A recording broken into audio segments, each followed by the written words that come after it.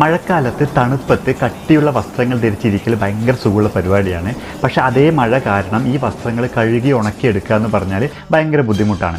വേനൽക്കാലത്ത് കുറേ തവണ കുളിക്കുകയാണെങ്കിൽ നമുക്ക് ചൂടിൽ നിന്ന് നല്ല ആശ്വാസം കിട്ടും. പക്ഷേ അതേ സമയത്താണ് വെള്ളത്തിന് ഏറ്റവും കൂടുതൽ ക്ഷാമം അനുഭവപ്പെടുന്നതും. പ്രകൃതിയിൽ ഇങ്ങനെ പരസ്പര വിരുദ്ധമായ കുറേ കാര്യങ്ങൾ നമുക്ക് കാണാൻ പറ്റും. നമ്മുടെ ജീവിതവും ഏകദേശം ഇതുപോലെയാണ്.